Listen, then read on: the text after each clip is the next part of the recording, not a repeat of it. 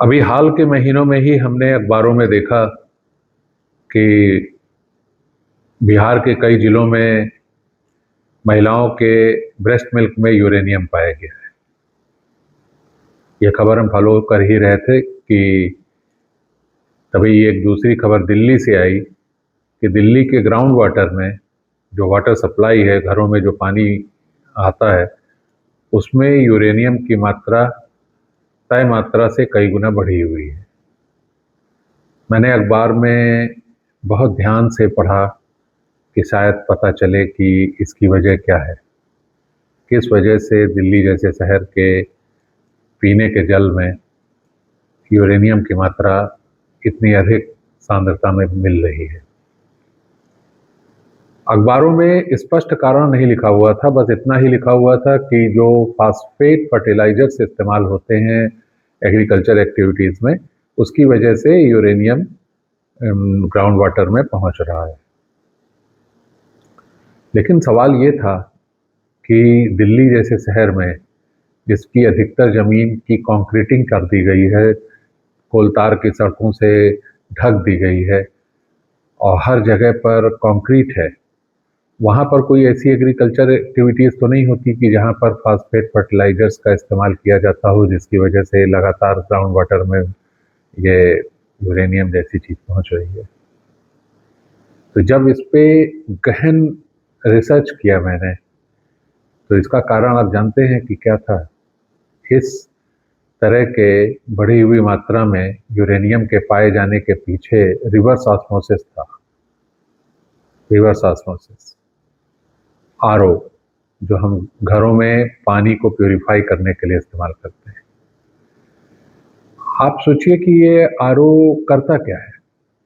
RO पानी से जो भी उसके अंदर प्रदूषक हैं उसको खत्म नहीं करता, बल्कि उसको पानी से अलग कर देता है।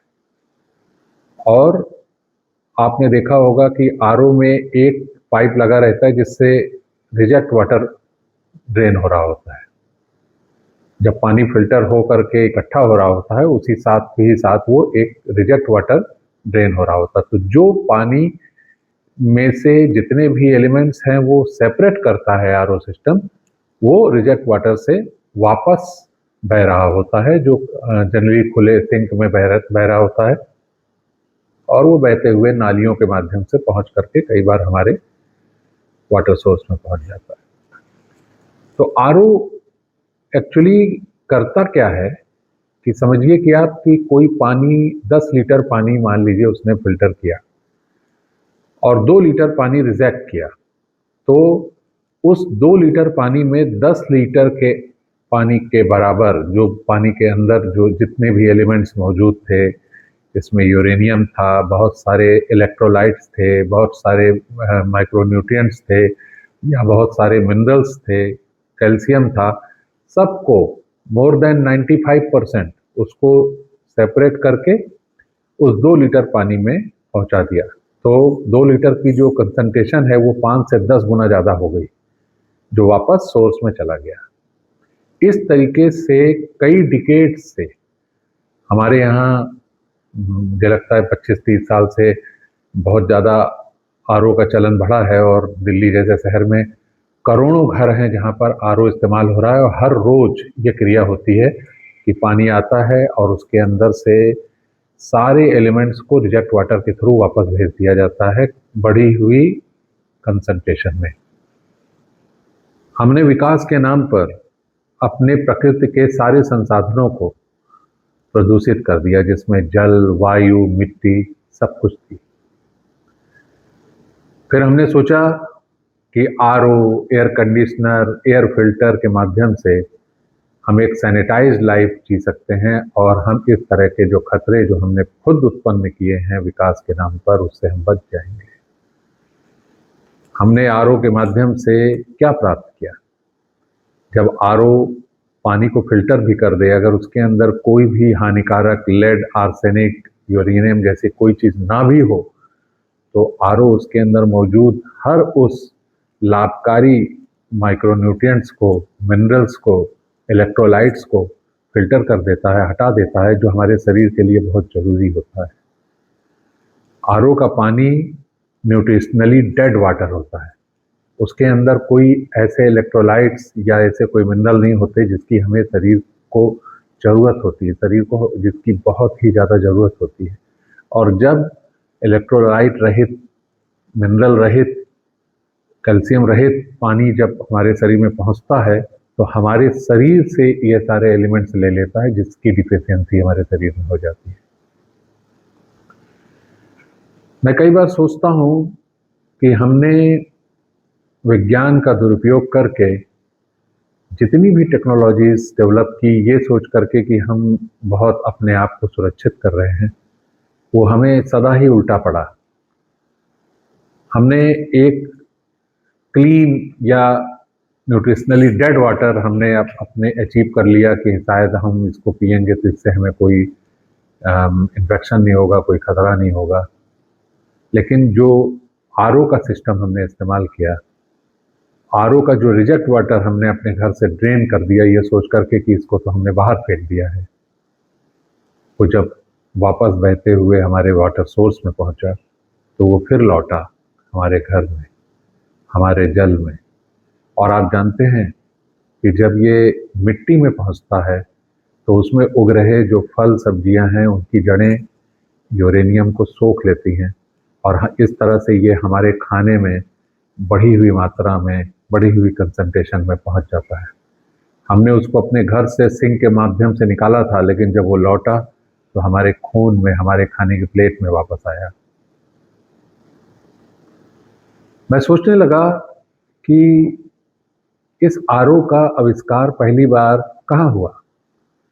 तो रिसर्च करने पर पता चला कि 1857 में, 58 में ये फ्रांस में पहली बार ये आइडिया कंसीव किया गया और 1959 और 1960 में अमेरिका में ये रिवर्स ऑस्मोसिस का प्रोसेस शुरू हुआ और जिससे लोग आरओ इस्तेमाल करने लगे।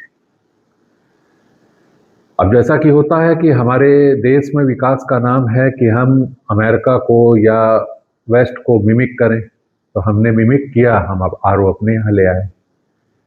तो मैं ये सोचने लगा कि आरओ तो पूरी दुनिया में इस्तेमाल होता होगा, पानी को क्लीन करना और पानी में से बहुत सारे खतरनाक एलिमेंट्स को निकालने के लिए तो आरओ ही इस्तेमाल हो रहा होगा।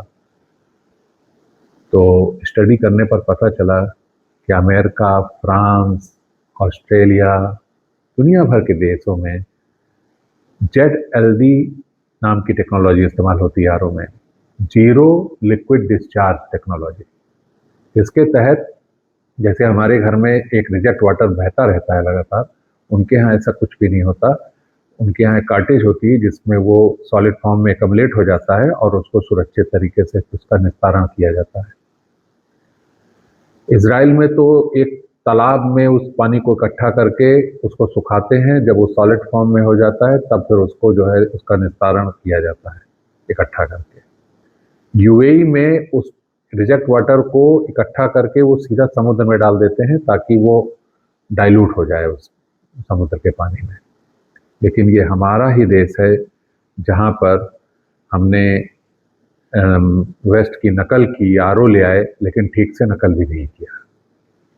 मैंने अभी आपसे जितनी बातें कही उन सब चीज़ों को मैं अपनी लैब में फिजिकली आपको दिखाना चाहता हूँ कि वास्तव में होता क्या है हमारे आरओ सिस्टम में। जब हमारे प्री आरओ होता है, जो पानी का सप्लाई होता है, जो हमें पानी आता है, उसमें कितनी ज़्यादा जो है कंसंट्रेशन होती है किसी भी एलिमेंट की, और जो रिजेक्ट होता है उसमें कितनी होती है, और फिल्टर होने के बाद जब ये पोस्ट आरओ जब पानी जो हम पीते हैं, इस्तेमाल करते हैं, जिसको मैंने कहा कि ये पूरी तरीके से न्यूट्रिशनली डेड वाटर होता है, तो वो पानी कैसा दिखता है। तो बहुत सारे रास्ते मैं लैब में ढूंढ रहा था, क्योंकि सारे पानी को अगर आप देखेंगे तो वो एक जैसा दिखेगा, एकदम ट्रांसपेरेंट सा दिखेगा, आप आंखों से देख नहीं सकते कि प्री आरओ, पोस्ट आरओ या रिजेक्ट वाटर में कोई डिफरेंस। तो मैं अपनी घर के किचन में गया और वहाँ से मैंने ये जो देखिए आरओ रखा हुआ है, इसको मैंने लिया, इसमें से पानी कलेक्ट किया। ये जो है सप्लाई का पानी कलेक्ट किया, इसको मैंने प्री आरओ नाम दिया और इसको पोस्ट आरओ नाम दिया। और ये देखिए जो नीले रंग का पाइप दिख रहा है, ये रिजेक्ट वाटर है, जो फिल्टर होने के दौरान लगातार पानी रिजेक्ट हो रहा होता है। तो इसको हमने रिजेक्ट नाम दे करके ये पानी कलेक्ट किया हमने। अब इसको हम लैब में लेके चलते हैं। ये देखिए लैब में अब ये पानी आ गया है। अब हम इस पानी को इलेक्ट्रोलाइज करेंगे बारी बारी। तो सबसे पहले मैं प्री और पोस्ट को जो है करूँगा। बाईं तरफ देखिए ये पोस्ट आरओ का पानी है और लेफ्ट साइड में ये प्री आरओ का पानी है। अब इसको हम जो है इलेक्ट्रोलाइज करेंगे। ये मामूली सा इलेक्ट्रोलाइज़र है, आपने देखा होगा, इसमें से हाइड्रोजन अलग करने के लिए पानी से यूज़ किया जाता है जनरली। और जितना ज़्यादा इसके अंदर जो है मिनरल या दूसरे सब्सटेंसेस होंगे, कंडक्टिविटी पानी की उतनी ही ज़्यादा बढ़ जाती है। तो आप देखिए ये इलेक्ट्रोलाइज हो रहा है। और ये जो बाईं तरफ आप देख रहे हैं, ये आरओ का पानी है, जो फिल्टर होने के बाद जो हम पीते हैं। इसमें से 95% जो इलेक्ट्रोलाइट्स होती हैं, जो मिनरल्स होते हैं, जो कैल्शियम होता है, जो दुनिया भर की उसके अंदर साल्ट्स होती हैं, जो हमारे शरीर के लिए बहुत उपयोगी होती हैं, वो सब फिल्टर हो जाती है। अब इधर दाहिनी तरफ आप देखें कि इसमें कितनी ज़्यादा कंडक्टिविटी है। पानी एक तरह से उबलने सा लगा है और कितना ज़्यादा कंसंट्रेशन है इसके अंदर। सारे एलिमेंट्स को जो जो पानी के अंदर मौजूद हैं, हार्मफुल हो या यूजफुल हो। ये रहा।